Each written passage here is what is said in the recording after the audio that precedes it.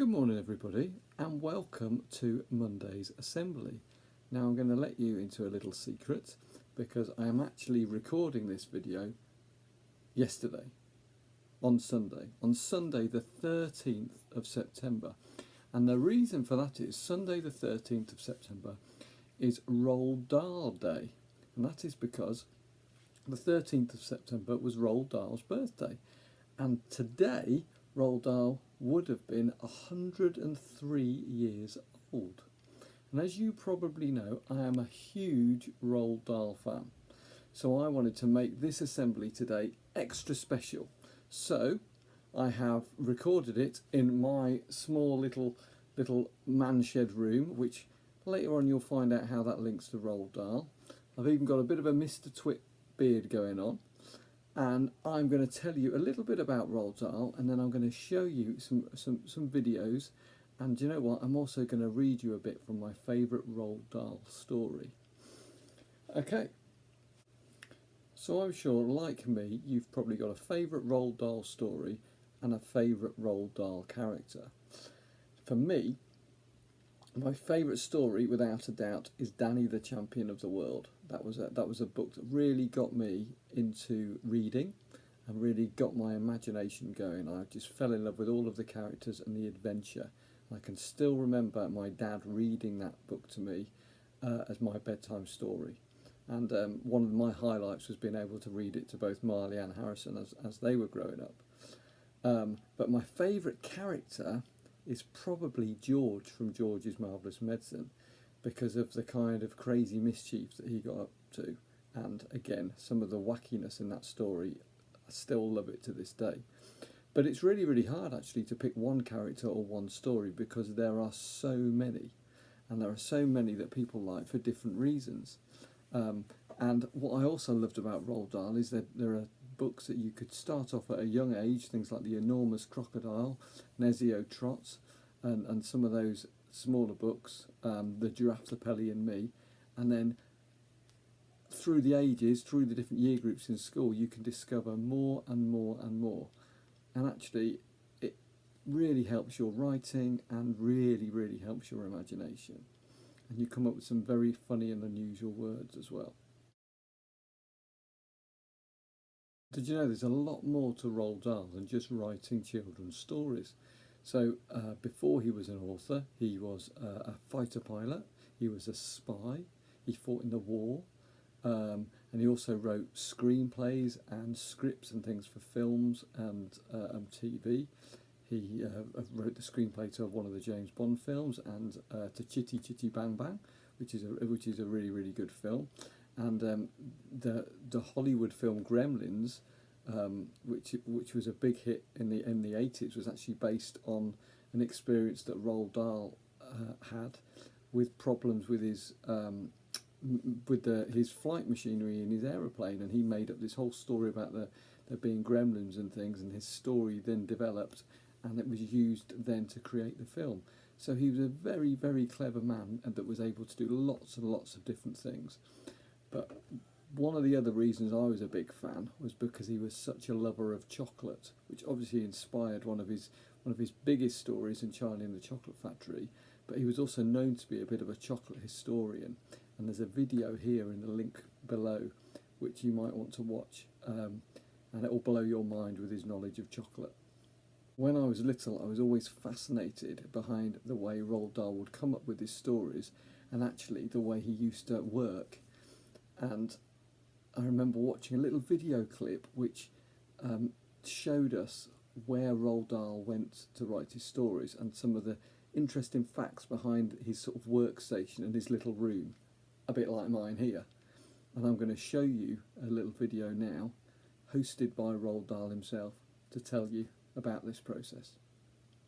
Over to you, Roald. Oh, hello. I've been expecting you. Come with me and I'll show you around.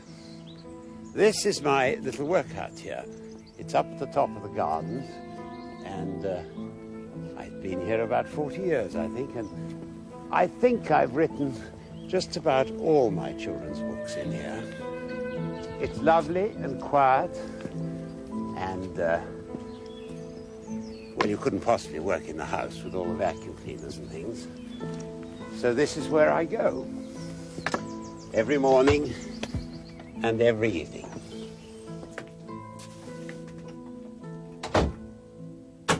You mustn't expect it to be tidy in here. It's never swept out or dusted because no one's allowed to come up here to do that. I'm the only person who ever comes in to my little work hut.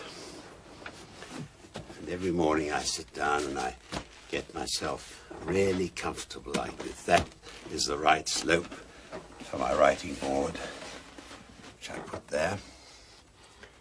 Put my light on. I sharpen my pencils first. This funny little thing that I've had for years. It always works. I put them in there. Pour myself a bit of coffee.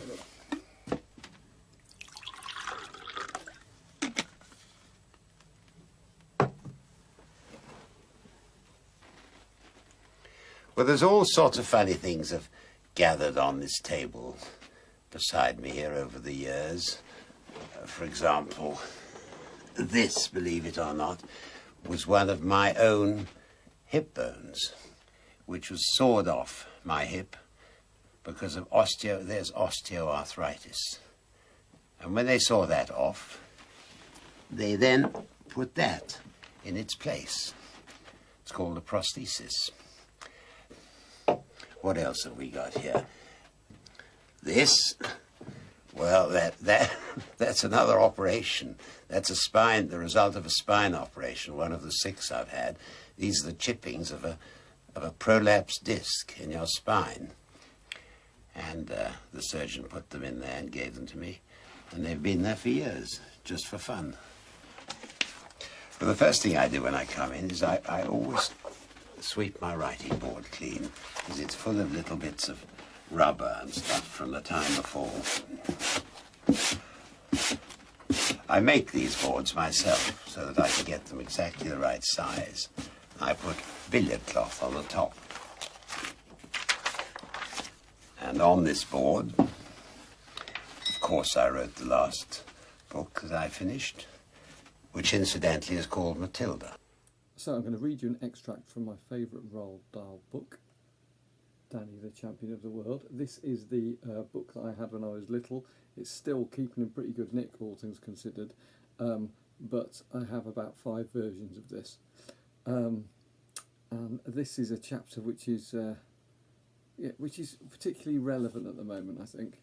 And I'll see if you can spot why. I'm going to read you chapter 2, and it's called The Big Friendly Giant, which some of you may already start thinking, that's another Roald Dahl story. My father, without the slightest doubt, was the most marvellous and exciting father any boy ever had.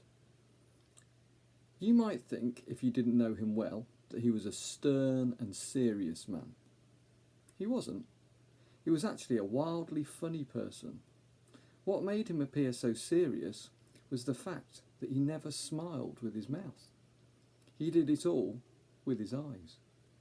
He had brilliant blue eyes, and when he thought of something funny, his eyes would flash, and if you look carefully you could actually see a tiny little golden spark dancing in the middle of each eye. But the mouth never moved. I was glad my father was an eye smiler. It meant he never gave me a fake smile, because it's impossible to make your eyes twinkle if you aren't feeling twinkly yourself. A mouth smile is different. You can fake a mouth smile any time you want, simply by moving your lips.